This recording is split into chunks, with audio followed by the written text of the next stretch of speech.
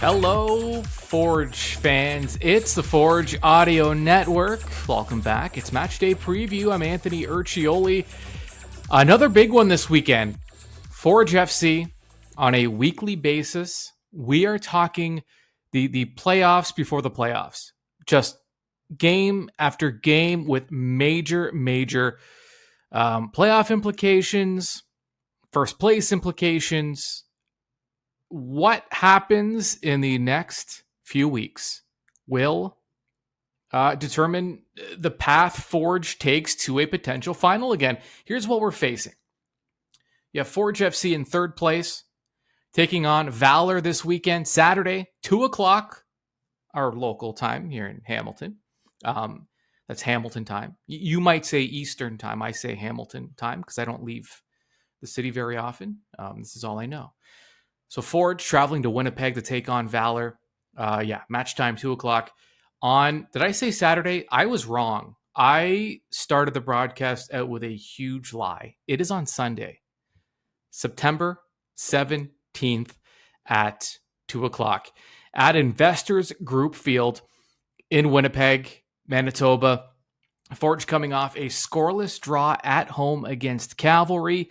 Valour, meanwhile, picking up a massive win on the road, beating York 3-1. York needing a win as they are on the outside looking in of the playoff race, and they lost 3-1 at home. Now, there was a red card in the match.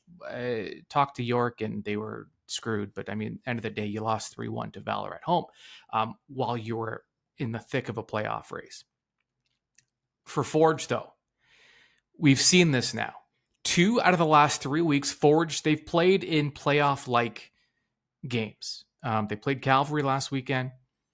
2 weeks before that, they played at Ottawa, and that was a scoreless draw.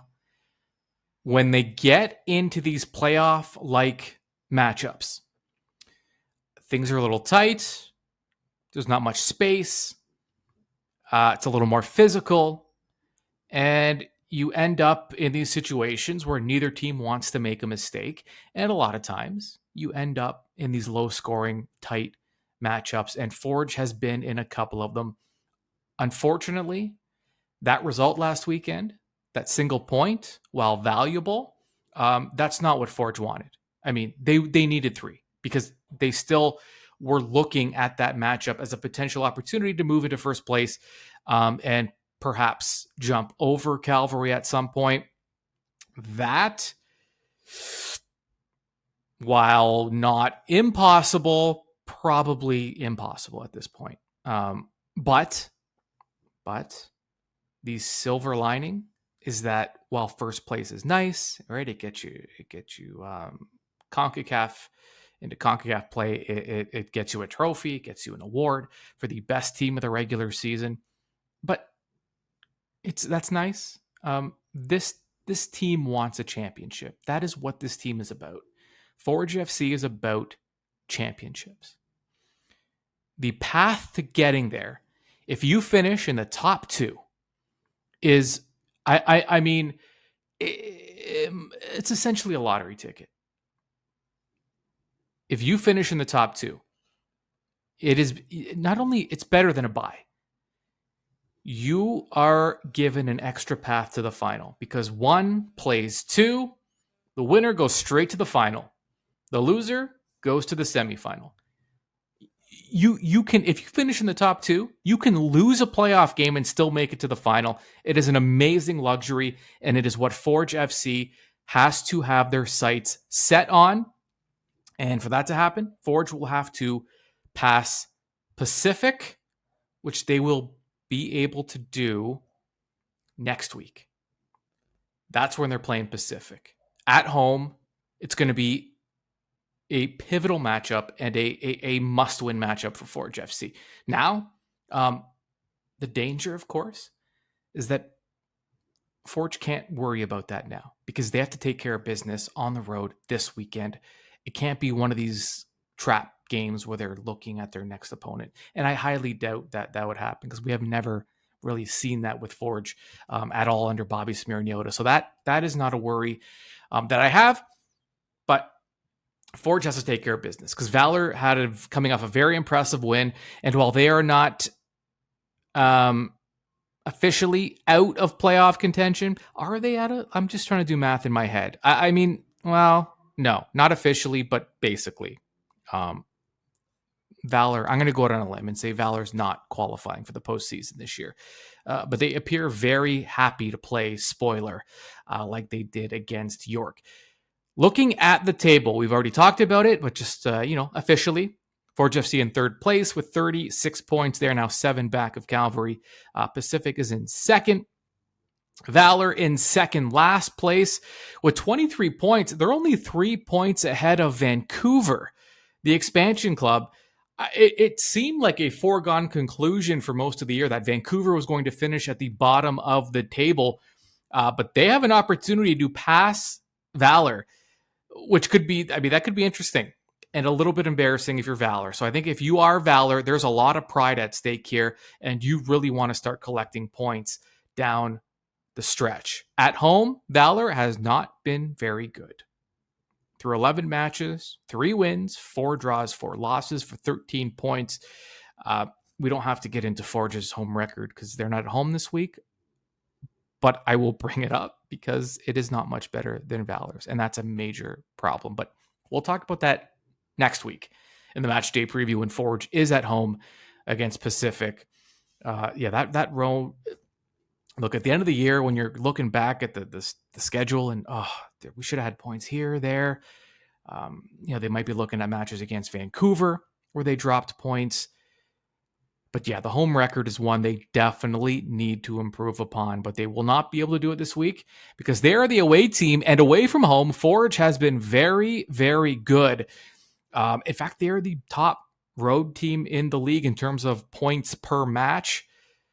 In 12 matches, they have 6 wins, 2 draws, 4 losses, and they will need whatever magic's been working for them on the road. They will need to carry that over to Investors Group Field this weekend. Head-to-head, Valour's always been very tough for Forge, regardless of what the table looks like heading into their matchups. Forge FC with 8 wins in the head-to-head matchup. Valour with 7, and they've drawn twice this season. They played 3 times. Forge won 3-2 at home back in May. A month later in June, Valour won at home 2-0. And the following match in Hamilton, Forge and Valour played to a 1-1 draw. Speaking of points of the season where Forge dropped points where they probably shouldn't have, but it is what it is. Head-to-head streaks. This is Forge, despite being a formidable defensive club with the best keeper this league has ever seen. Head-to-head, and remember, Forge leads the league. I mean, they lead the league, like far and away lead the league in clean sheets this year. It's not even close. They have gone 16 matches against Valour without a clean sheet. So Valour has scored against Forge in 16 straight matches. That's a pretty incredible stat. Especially, Valour has struggled quite a bit, but not when it comes to scoring goals against Forge, apparently. And the interesting thing about that, Valour has scored in 16 straight matches against Forge. There have been less than 3 goals in matchups between these two clubs 4 out of the last 5 times. So they've still gone under 2.5 goals. And 7 of those 8 in 7 of the last 8 matchups between these clubs, Valour has scored first. That first goal, we talk about it every single week. It is paramount. And Valour has struck first in 7 out of the last 8 matchups. That'll be something Forge will obviously look to be changing. Now, the positive spin on Forge's recent run, there have been a lot of draws, not a ton of wins, but they haven't lost in their last 5 matchups. So unbeaten always sounds a little better than just 1 win in their last, few games. Forge, by the way, have gone 3 straight matchups where they have not allowed a goal, which is impressive. 3 straight clean sheets for Tristan Henry. Valour, meanwhile, they've gone 5 matches without a clean sheet. They've been scored on in 5 straight matchups. And despite those tight matchups against those low-scoring matches against Forge, Valour has gone over 2.5 goals in 5 straight matchups, and both teams have scored in 4 out of 5. So for whatever reason, and again, another contradictory stat, Valour has been first to concede in 8 of their last 10. For some reason, when they play Forge, all trends go out the window, and Valour all of a sudden looks pretty good. Something is brought. Maybe it's you play up to your opponent. Maybe you're motivated because it's Forge FC, the dynasty team of the CPL. But Valour gets up for matches against Forge FC, and that's just something Forge will have to deal with.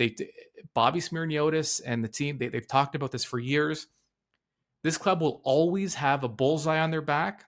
They are never going to have the luxury of showing up to a match in which the other club just overlooks them or takes them lightly or has an off night. Teams will bring their best every single time that orange or gray steps on to their pitch.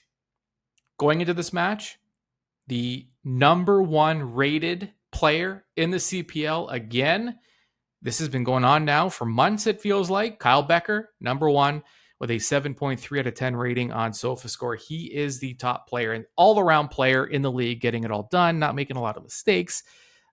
As perfect a player you could ask for is Kyle Becker. Another Forge player makes his way back into the top 10. Mandrakar James, defender, with a 7.07 rating. He's ranked 9th in the CPL. Goal leaders this season, it's been Taron Campbell for a while. No longer the case. Ollie Bassett of Ottawa surpasses Taron Campbell. He has 11. Campbell has 10. Rubens Pasillas, by the way, 5th in the league in scoring with 7 goals. So Taron Campbell likely motivated to get back atop that stat category. This will be a stat we talk about later when we get to the 3 keys to the match, because this is a key one here. Valour, they're a young club. They got a lot of young talent, a lot of energy, a lot of enthusiasm, sometimes a little too much. In the stat category, possession lost, there are 3 Valour players in the top 5. 3 out of the top 5 players in terms of possession lost per match are from Valour. Pacifique Nyongabert, Mateo De Brienne, Andy Baquero, all in the top 10. Nyongabert loses possession 16 times per match. He leads the league. There is an opportunity here for Forge on the counter. That will be one of the keys. Spoiler alert. We'll get to that later. And the clean sheets leader continues to be Tristan Henry. 3 straight clean sheets will certainly help fortify that. He has 9 this season. The next closest keeper is from Valour. Yesley, he is tied for second. He has 6. So Tristan very much in the lead. Now, as we delve a little deeper into Valour and the soccer scene in Winnipeg in general, Ed Tait, member of the Canadian Football Hall of Fame, as a writer for his years covering the CFL, specifically the Winnipeg Blue Bombers. And since 2019, he has also covered Valour FC, and he joins the Match Day Preview. Ed, it's first of all, welcome back to the Match Day Preview. It's, I know you've been doing this a long time, very accomplished. You're a Canadian Football Hall of Famer. So I know you don't have to do these things. In other words, you don't need exposure. You don't need your face out there, but you agree to do them every time. So I just let you know I appreciate that. Thanks for having me on. Yeah, beautiful. It's nice to be asked. It's always fun, and again, it's rare I get to speak to a Hall of Famer. Come on. It's for your work with the Blue Bombers, and you started back. I did a little bit of research back in 1987. You made it in. You made it into the Hall in 2011. So, just quick math. You need to write about Valour for another 24 years or so to make it into the Canadian Soccer Hall of Fame. I would be. You know what? If I was still doing that in 24 years, I'd take it. That's that's funny. Thanks for reading out my resume there. It's interesting. Do you ever wonder, just with if we'll get to the match in a second, but do you wonder what your career would look like had you started in today's media Mm. landscape, and how just vastly different it is? Well, I know it is vastly different. I don't know what it would look like. I haven't thought about that. That's a really good question. It's changed so dramatically. I go back to the days like pre-internet days, right, where you'd write for the paper and you'd race to the doorstep in the morning to see what the competitor had. That's whether you found out whether you had been beaten on a story or not, or whether you had a scoop. It's just not like today's world where everything's so instant. And um, I'm not one of those guys that's going to wax nostalgic about the good old days, so to speak. I think I like the way today's journalism is. It teaches you to be sharp. You've got to be on your toes because if you have a scoop, it only lasts for about 10 seconds before everybody else has it, and then somebody else is coming up with another angle to take it to the next level right away. So it's changed. I think it's changed for the better. There's some things, of course, that I prefer about the good old days, and just in terms of checking sources and verifying Right. things that doesn't seem to be as much prevalent as much today. But I'm just happy to still have a job. Let's put it that way. And now you have a soccer team to cover, Right. and you have for the last few years. You know, since this league's inception, I always Valor has been the most challenging club to read. I mean, year in, year out. One week they look like a contender, the next week it's just a disappointment. Yep. Consistently inconsistent, I guess. Is that a good way to kind of describe Valor? It's a great way to describe them. It's funny. When I first started, I was covering the Winnipeg Fury of the old Canadian Soccer League, was one of my first beats, and that team struggled at the beginning too. And then as it got traction as a franchise, it ended up winning the last CSL championship, I believe, in a massive upset of the Vancouver Whitecaps. So there are some similarities here. We're not seeing the signs yet that this team has taken that kind of step here, this Valor team. Um, it's been a tough season to watch them. There's pieces here and there's moments in games. There's games where you think, man, that's the way they should play. That they look dominant in that half or that stretch, and then they've really had a hard time scoring goals.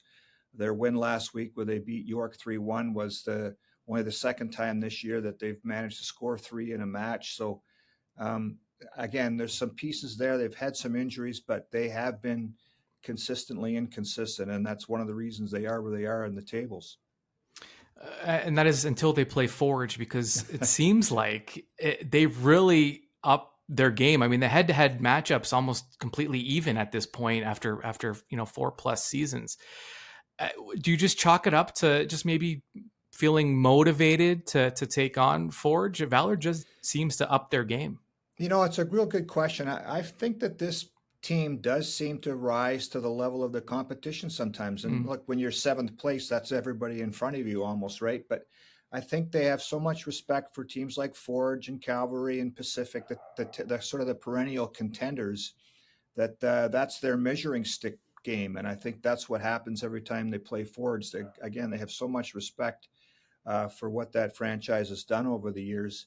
And that's where they want to get to, right? And so when you're playing the team that has set the template, you want to show that you're not that far off from that template. And I think you'll see a fired up Valor team on Sunday, because it's been a while since they've been at home. And you're right, they always seem to match up well against Forge. What is the fan reception of Valor? Because when you're not winning, it's tough, especially if you're a new team in a new league. Has there been a drop off in support? Well, the diehards are there, and you got to tip your hat to the people in the trench and the Red River Rising supporters group. They're there all the time. Um, it's a tough market. The Blue Bombers are playing well. The Jets are in training camp. The Winnipeg Sea Bears, the new team in the CEBL Basketball League, had a really good first season this summer, set all kinds of attendance records. And so there's been some frustration, admittedly, some frustration with the way this team has gone. Hasn't made the playoffs in its existence. And again, this year, really struggling to score goals. And so that's one of the things that, a lot of the new fans want to see, right? You don't want to come to the pitch and watch a team lose 1-0 or even win 1-0. You want to see some excitement. And I think Valor, because all kinds of circumstances, some injuries and, just bad timing, with guys being away with the national team or being out of the lineup, being not fit. it's really affected their cohesiveness on the attack, and we've seen that a lot this year. And that's a tough sell for any franchise, especially one that has yet to make the playoffs. And Winnipeg is a city that clearly, I mean, they support their teams. I mean, we know the history of the Blue Bombers and the Jets, even junior hockey teams. But Mm-hmm. is it maybe just soccer? They have to work a little harder to kind of get the fan attention in Winnipeg. You know what really hurt this franchise was the lost season because Mm, of COVID. There was so much momentum in 2019. The first game I ever played here was the attendance was 10,000, and they had a lot of momentum.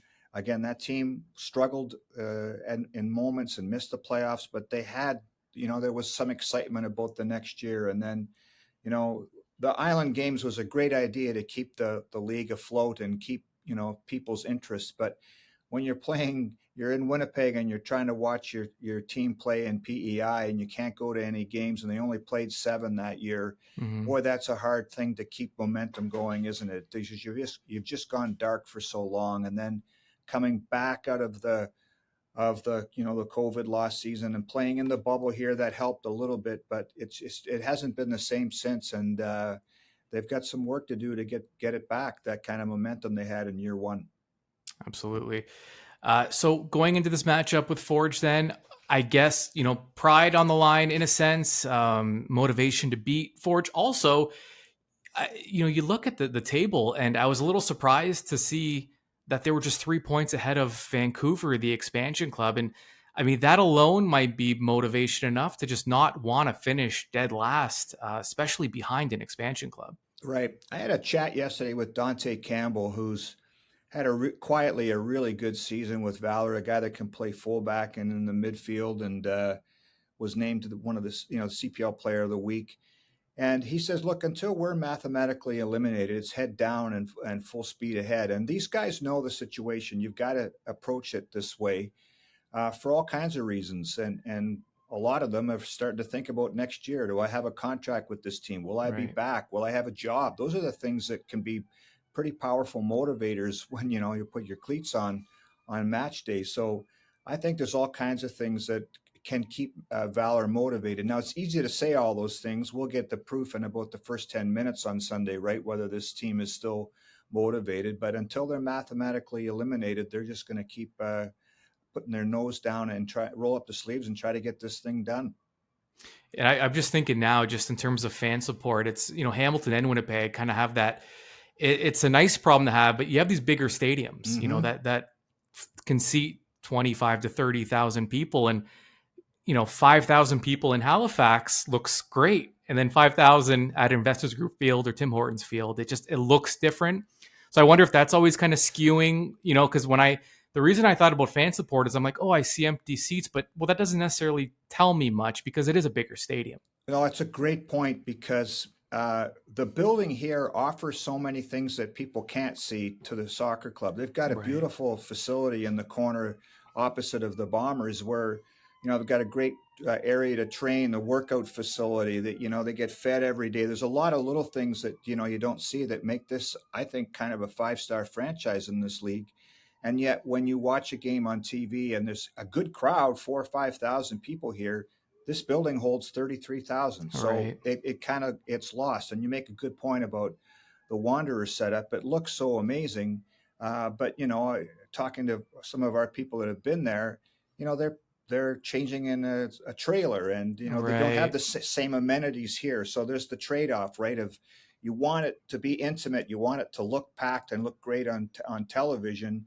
And Halifax has certainly mastered that. But then there's a lot of other things that this franchise can offer its players in terms of this daily routine that some other teams, Forge excluded, can't necessarily offer because of the venue. Absolutely. And then there's also and I don't know what you do about it, but seeing kind of the football grid lines on the Mm-hmm. soccer pitch, that kind of takes away a little bit. They do a Uh, great job of that here, though, Anthony. I'll give you yeah. credit. Like after the Bombers practice here for the next few days and then are in Hamilton on the weekend. But the minute they're done practicing here, we've got crews that'll be out there taking the lines off the field. They're out there till the middle of the night a lot of times, and then putting them back on when the football team's back up. So you can see the kind of the shadows of where they used to be, but at least those yard stripes from the football field aren't on there anymore. Yeah, and again, that's interesting because the work that goes in, just the grounds crew and changing the signage and changing the logos and all that. Yeah, it's interesting. And yeah, you wouldn't have that problem in Halifax, for example. Interesting. Ed Tait, always a pleasure. Thank you so much for being so accommodating. And I look forward to our next chat. Right on. Appreciate you having me on. Thanks a lot. 3 keys to the match for Forge FC. Looking for all 3 points in this one. And to help them get there, they're going to need at least, we're going for all 3. We need all 3 keys to get the job done this week. Key number 1 for Forge FC, I teased it earlier, counter ready. Valour did a great job hanging onto the ball in their dominant win over York last week. And they have some dynamic young talent on their roster, eager to make an impact with every touch. Sometimes, though, a little too eager. If you look up lost possession per match, you will see 3 Valour players in the top 5. Forge should be able to create with their counter, attack with speed, and force Valour into some uncomfortable situations defensively. They have to be ready to counter. Counter ready is key number 1. Key number 2, find the gaps. Valour can be susceptible to turnovers. We just talked about that. But they also lead the league in interceptions and give up the 3rd most goals in the CPL. That tells me something. I should tell you something as well. Aggression is not just limited to the attack. Anytime a club plays that aggressively in their defensive third, and it makes sense if you have a young team, you get impatient. Listen, you don't want to, especially if you're a young player, you have a lot of energy, you have a lot to prove. You don't want to sit there and watch the other team possess the ball and play around with it and break you down. It's frustrating. It's very difficult to play disciplined defensive style because you want the ball. You want to be on the attack. It's not fun to defend in any sport, and not soccer certainly falls under that category. So they can get aggressive playing defensively. And when a club gets aggressive in their defensive third, they leave gaps. There has to be space in behind them. There just has to be exploiting them. Now, it's easier said than done. It requires quick ball movement and quick player movement off the ball, but the gaps, they are going to be there. Forge has to find them, move on them quickly, and exploit them. Find those gaps. Key number 3 for Forge FC. Simple. Hit the target. Last time these clubs played, the match ended in a draw, 1-1 at Tim Hortons Field. Forge had 18 attempts on goal. 9 outside the box, 9 inside the box. So Forge had 18, Valour had 5, but both only scored 1 goal. Forge is going to get opportunities to find the target. They always have against Valour. They have to hit it. Of course, you want to beat the keeper, but sometimes you can overthink it. You can get a little too cute. Force the keeper to make stops. Even if he makes the stop, there are rebounds. There are second chance opportunities. There are third chance opportunities. It creates havoc inside the area. Watch. Every time you see a shot hit the target and the goalie is forced to make a save, oftentimes, sure, the goalie might catch it, might deflect it over the bar, might deflect it out of play. Great. That means you get a corner out of it. If he doesn't catch it, and a lot of times if it's hard enough, it's from within close range, they're not going to catch it. That means second, third chance opportunities. It creates chaos. That is what you're looking for. Force the keeper to make stops. Don't let him off easy, right? When a keeper sees that a player is winding up to shoot, it's a little nerve-wracking. The greatest relief a keeper can feel is if that ball sails over the bar, goes outside the post. Now it's a goal kick. It's a sigh of relief. Do not let the keeper feel any relief. Get it on target.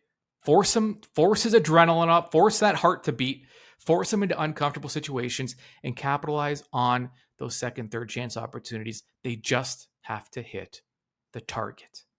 All right, those are your 3 keys to the match. Forge, Valour, Sunday at 2 o'clock, Hamilton time, not Eastern time, Hamilton time.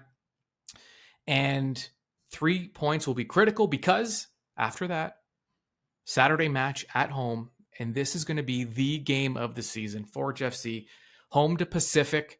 Second place will be on the line in that match. You cannot drop 3 points against Valour because then maybe you're not even playing for second place. Maybe you're looking to tie for second place.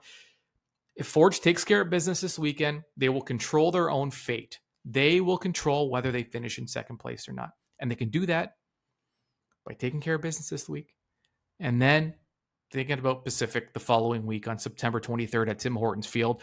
Because after that, it does not get any easier. On the road, facing Halifax, you're playing in the most difficult stadium to play in this league, Wanderers Grounds. That's an afternoon game on a Saturday. And then 7 days after that, your season finale is at home, but it's against Atletico Ottawa, who, by the way, by the time we get there, Ottawa will have their sights set on second place. So that'll be another playoff-like game. Crucial 3 points on the line this weekend for Forge FC as they take on Valour. Remember, immediately following that final whistle, you hear that whistle, you pick up your phone, you go to your laptop. If you still have a desktop computer, I don't know why, but good for you. Good for you for sticking with tradition. You log on to YouTube, you go to our official Forge FC channel, and you will get a live match in review after Valour Forge. Hopefully, we're talking about another 3 points for the guys in orange or maybe even gray. We'll see what they're wearing that day. Until then, subscribe, keep it locked onto the Forge Audio Network. You can get us in podcast form if you would rather look at me for whatever reason. I'd question your judgment, but if you would, you find us on YouTube. Otherwise, we are all podcasted on the Forge Audio Network. Wherever you get your podcasts, do a search, subscribe, and you will get pretty much daily content from either myself or Mackenzie Barwell, who's doing an amazing job. Kyle Becker has his own show. A lot going on. So stay tuned. And until that match in review on Sunday, enjoy your week. We'll talk to you soon.